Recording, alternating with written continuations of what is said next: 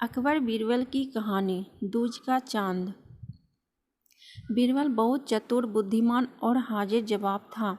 उसकी कीर्ति दूर देशों तक फैली हुई थी।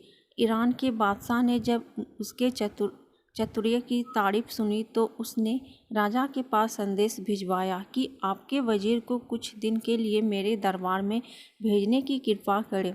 राजा ने बहुत कीमती वस्त्र आभूषण की भेंट के साथ बीरबल को ईरान के लिए रवाना किया। ईरान की सीमा पर बीरबल का भव्य स्वागत किया गया। दूसरे दिन जब बीरबल बादशाह के दरबार में पहुंचा तो बादशाह ने भी उसकी आवभगत की और राजा के द्वार भेजे गए उपहार के लिए धन्यवाद और कृतज्ञता प्रकट की। बीरबल ने ईरान के बादशाह को राजनीति के कई रहस्य समझाए। बादशाह उसकी हर राय से सहमत हुई। विदाई की बेला में बादशाह ने अपने सभी दरबारियों के बीच हिंदुस्तानी वजीर से एक सवाल किया कि आपके राजा और मेरे बीच का कैसे तुलना करते हैं। वजीर ने कहा, हमारा राजा दूज के चांद की तरह है और आप पूनम के पूर्ण चंद्रमा की सुंदर सुशील हैं। बीरबल के साथ आए राजा के दरबारियों को मौका मिल गया। वह आपस में इस बात को लेकर खुसुर करने लगे कि बीरबल ने ईरान के बादशाह के स्वागत सरकार के आगे अपने राजा को नीचा दिखाया।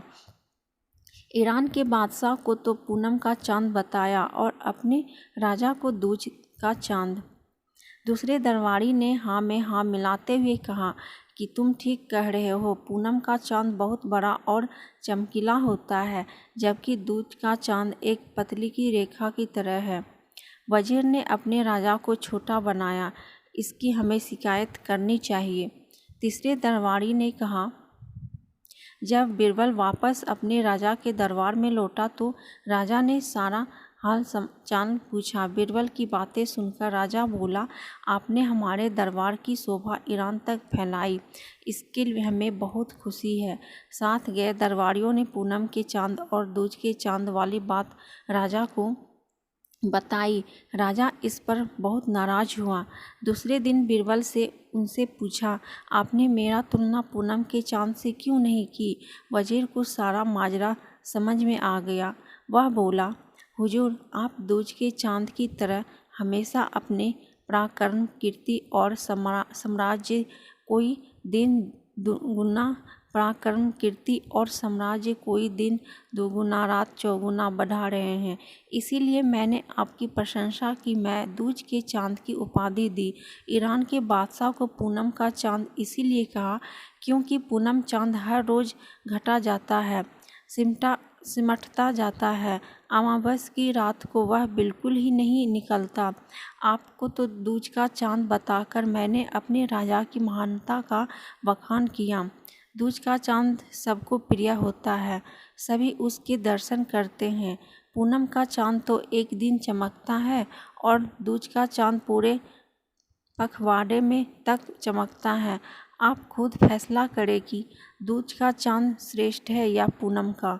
राजा ने कहा, हाँ, दूज का चांद। और अपने बीरबल की बात सुनकर राजा खुश हुआ। उसने चुगलखोरों की जमकर खबर ली। राजा ने उससे और इनाम देकर सम्मानित किया। तो कैसी लगी दोस्तों आप सबको अकबर बीरबल की कहानी? अगर अच्छी लगी तो वीडियो को लाइक, शेयर, कमेंट और सब्सक्राइब कीजिएगा और ऐसे ही कहानी सुनने के लिए बेल आइकन को प्रेस कर दीजिएगा ताकि जैसे ही हम कहानी डालें आप तक पहुंच पाएँ। तो फिर मिलती हूँ एक ऐसे ही मज़ेदार कहानी के साथ। तब तक के लिए बाय बाय। Thank you.